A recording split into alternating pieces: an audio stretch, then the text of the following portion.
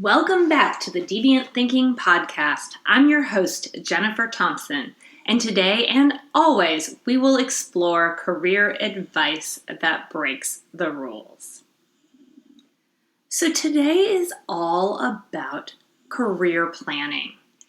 And career planning sounds like this daunting task, but I want to stop you right there because, as always, we're going to be looking at some rule-breaking advice.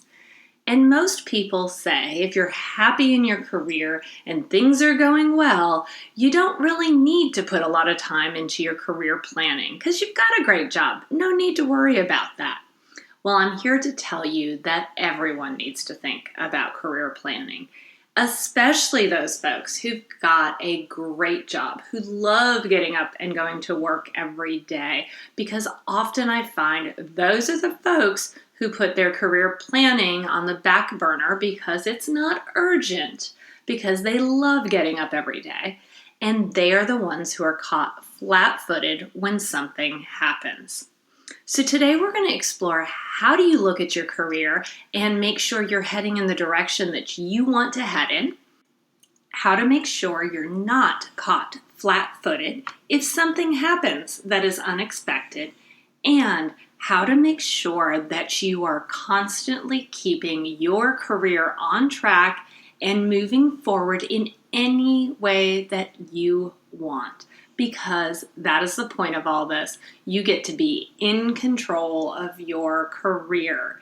And if you are not doing career planning, you are giving that power away to someone else.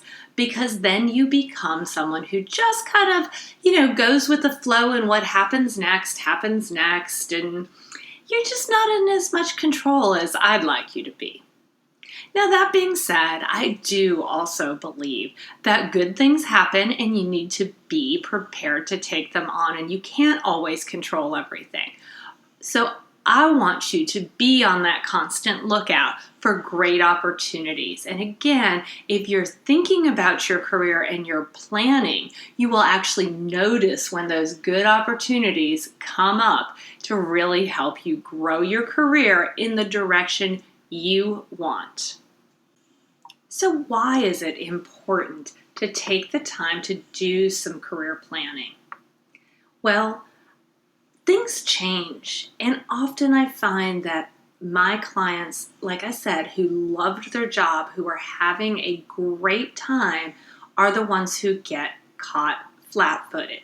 They don't expect things to change and find themselves looking for a new role. I will tell you, almost everyone switches companies at one point, or definitely switches jobs, or needs to learn a new skill set to stay modern and stay up to date with the career that they love. So we need to be prepared for these changes. And these changes can really be a wide range of things. It can be something that's personal. It may be, in my case, my husband and I moved across the country because his mom died, and we needed to come to another location. We needed to be prepared for a new career that we could launch when we moved. So it can be a personal reason. Other reasons are things that are completely out of your control as well. Sometimes your favorite manager, the one that you've been working for years, that you just adore, leaves and goes to a new job. And you're left with a brand new manager that maybe you don't jive with as much. Also, other things can happen. I worked in the textile industry for a long time, and I loved my job. I loved designing in manufacturing. I loved going into manufacturing facilities. And then the market changed, and suddenly those facilities in the United States were being shut down. If I hadn't been planning my next career move, I would have totally been caught flat-footed. So it can be things like market shifts that leave you looking for a new job. So all of these things can happen to any of us, even the very best employee, even the most engaged employee. If you're not constantly looking out for yourself, you could get caught flat-footed. So I want to talk about that today because I want to make sure that you're prepared to have a great career and never get caught out there without the professional move that makes sense for you. It breaks my heart when I have a client call me and they tell me, I've been at a company for 20 years. I've loved my job. I knew the last couple, things weren't going so well. We've got a new manager. We've got someone who's come in and invested a lot of money in the company, but I never thought they'd let me go. And today they let me go. What do I do now? As I said, that breaks my heart. They put so much trust in this organization and were so dedicated for so long, which is great. But they didn't take the time to continue to grow themselves, grow their network, and grow their influence so that when this day came, that they were ready for the next move. And again, that's what I want for all of you, is to be ready. It's not saying you need to be out there and jumping to something new, but bringing up that awareness for yourself so you can really be nimble if the situation presents itself. So the big question becomes, how do you get prepared? How do you stay nimble and make sure that you're ready to move on if you need to, or move up when the time comes, because you've done your homework and gotten everything in place that you need to do? Well, let's start with where you're at now. You need to take an inventory of where you are, what you're doing, and your own happiness there. If you love your role and you can't wait to go to work every day, congratulations. That's where I want everyone to be. And if you're in that boat, I do want you to notice, though, what is it that makes your job fabulous? What's that criteria that makes you excited to get up every day? Is it the activities that you're doing? Is it the people that you're working with? Really notice those things. I think many of us spend way too much time going through life just kind of surfing along things and not noticing those details. What I know is that when you notice those things, one, you can work to enhance it even more. And you can make sure to not let go of those things that you love, or know that maybe those things are those key indicators that you're not going to be happy going forward. So if something shifts, when you know what you love to do, if you've kind of got a clear list of that, if it shifts and you're no longer getting to do those things, it's an early indicator of, hey, I better start preparing myself for something new. We've restructured in this organization, and my favorite task was doing social media. And now I'm no longer in charge of doing social media. I'm still doing media, but I have to do mail media. And I really don't like that. I like the more intricate details and the quick response of social media.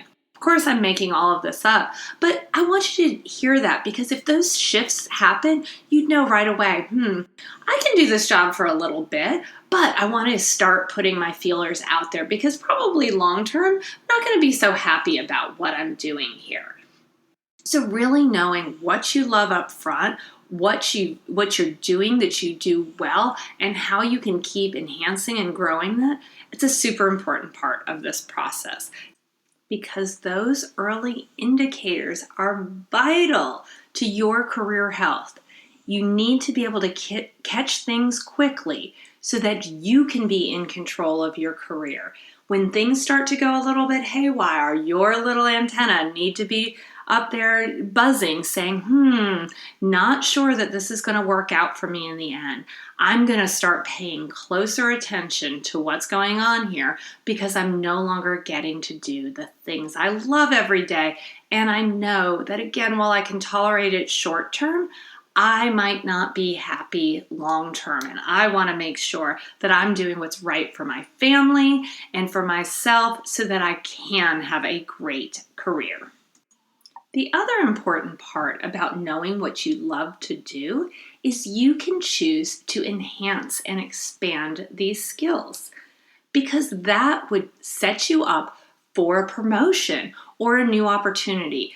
It gives you an opportunity to say, I really love this part of my job, and I want to learn everything I can about it so I can become the best at doing this part of my job so that one, naturally within the organization, I'd be chosen to work on projects like this because of course I'm the best. I've practiced the most. I've gotten the learning. So of course I would be the one chosen to do this. Again, enhancing your value, but also enhancing your happiness because you get to do more of what you love. And the other part of it is it allows you to grow skill set. So again, if something does happen, if something goes south, you're ready and you've got the expanded skills to move on to another opportunity. I find that skill sharpening is something that too many people neglect. There are some great options to build skills out there. No one should have an excuse of not constantly building our skills of the things that we love to do. The first thing you can do is take advantage of your tuition reimbursement program. I see people go through their entire career and never get tuition reimbursement. What a missed opportunity. This is sold as a great benefit when you get hired, and it's something I really believe everyone should take advantage of. There's so many ways that you can use tuition reimbursement, and it's not just for a graduate program or a new degree. You can often use tuition reimbursement to cover professional development. So say you've been wanting to take a new public speaking course and you've asked your manager and they said, oh, it's just not within my budget. Well, if you have tuition reimbursement at your organization, go look and see if that public speaking course can be covered under tuition reimbursement. I personally use tuition reimbursement to cover my coaching classes when I learned to become a professional coach. I've used it for professional speaking opportunities. I've used it for leadership development, and none of them were degree seeking. But I was able to maximize that benefit year over year and really get some great training, which eventually led to me having this career now. A couple notes about tuition reimbursement. One important thing is most companies require tuition reimbursement to be an enhancement of your current role. So what that means is you can't take a course to tell someone, I want this course because I'll need it in the next role that I have. It has to apply to the role you have today. But a lot of times that's just a matter of semantics. It's how you present the case. In my particular case of looking at coaching classes, I was a manager. It made me a better manager. I was going to use them to grow my management ability. And as long as I would write my request that way, it would get accepted.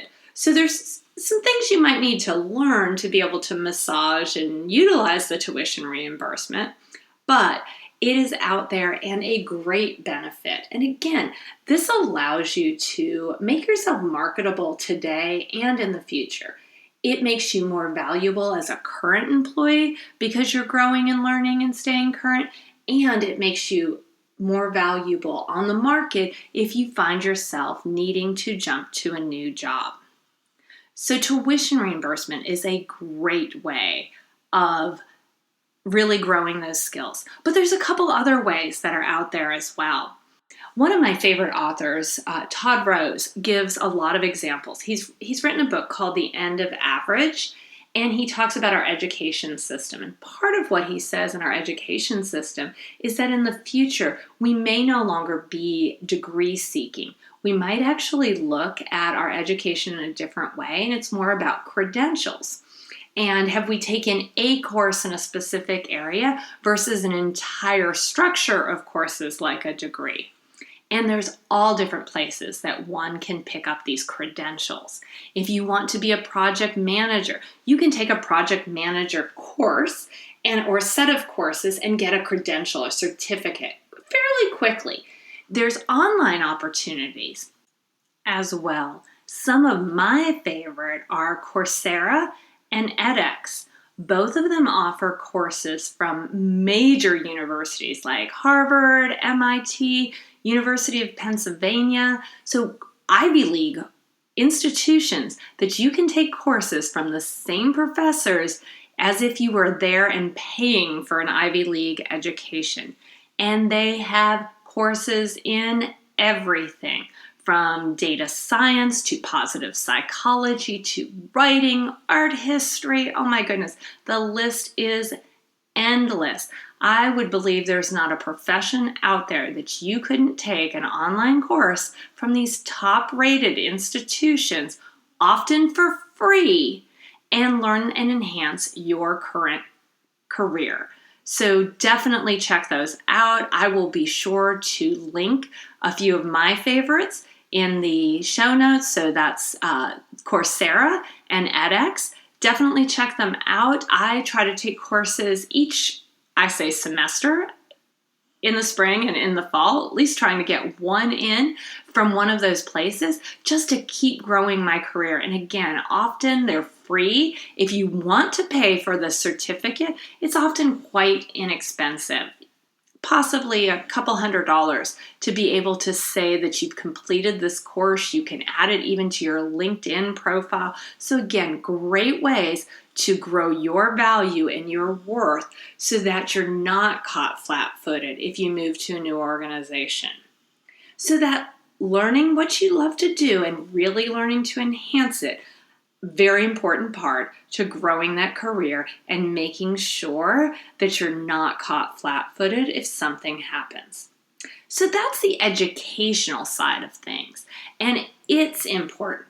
But equally important is getting out there and networking.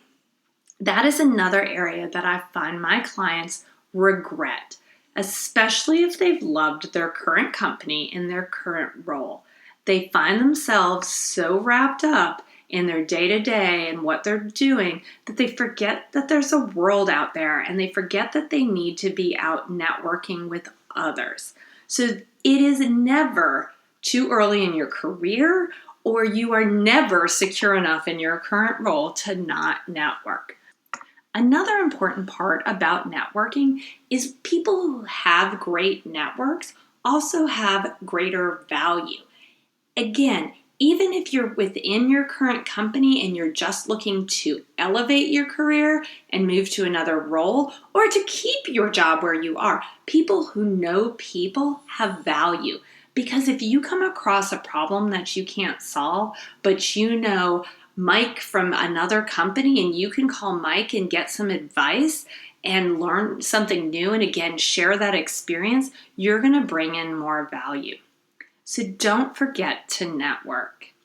And that's easier said than done.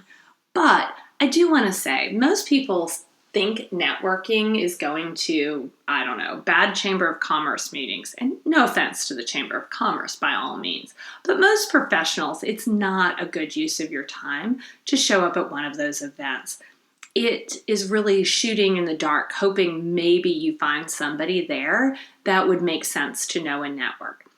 Unfortunately, again, that's what people think networking is. What networking really is helping others and connecting ideas and people so that everyone can excel.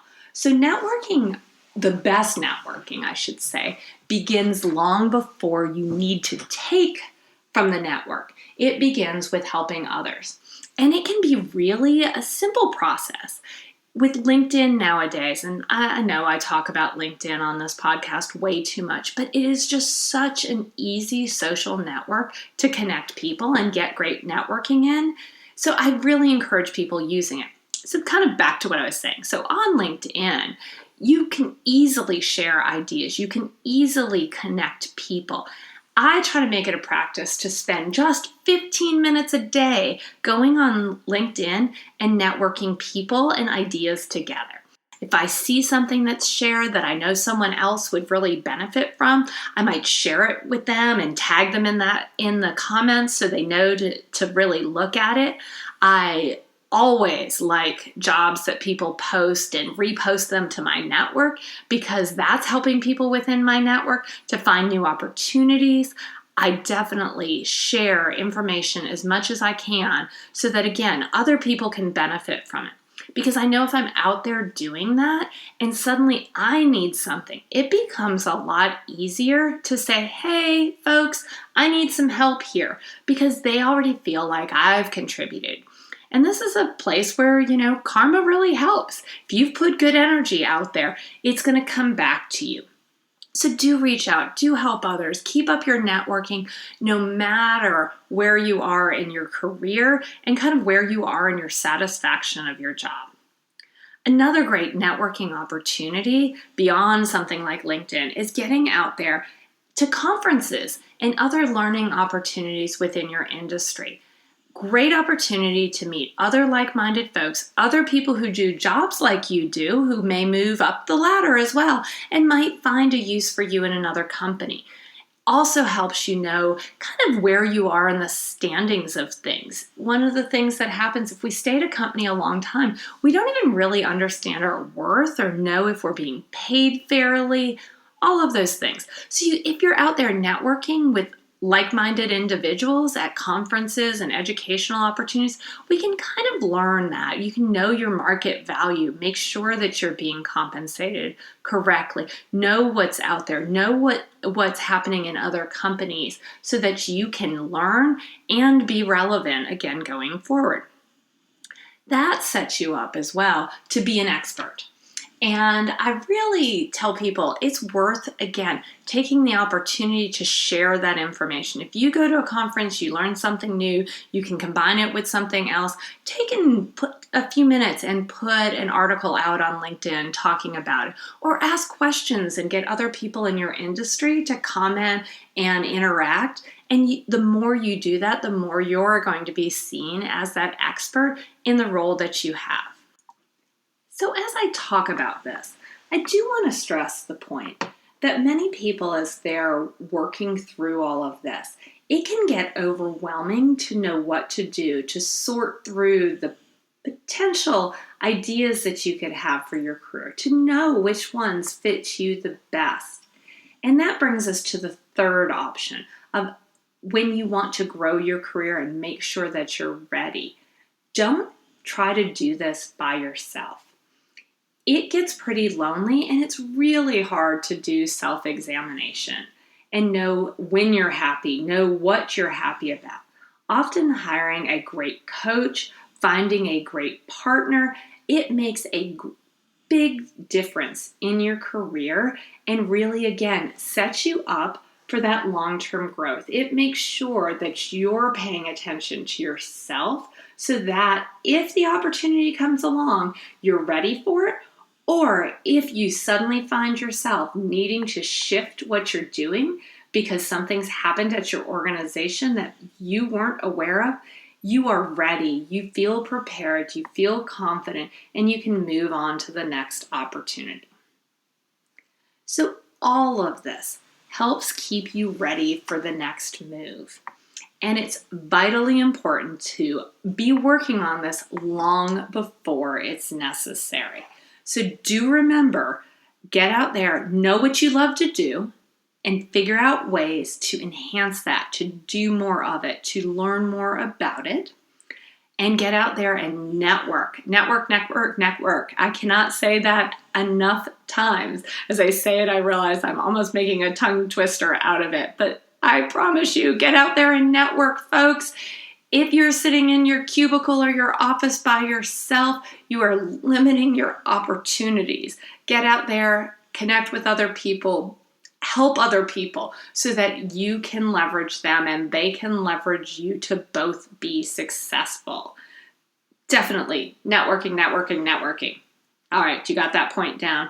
And then last but not least, if this is daunting, if this is too much, if you don't feel like you've got the skill set that you need to sort through this in your own head and keep yourself on track and give yourself a regular schedule to pay attention to what you need as an employee, as a human being, as someone who is on this journey of life to make sure that you are getting out of it what you want, hire a coach.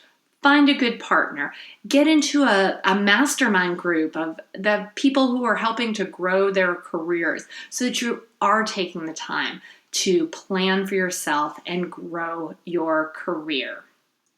Well, folks, that wraps up today's episode of the Deviant Thinking Podcast. I hope you enjoyed today's episode. We offer definitely some career advice that I hope makes you think and I hope motivates you to get out there and own your career.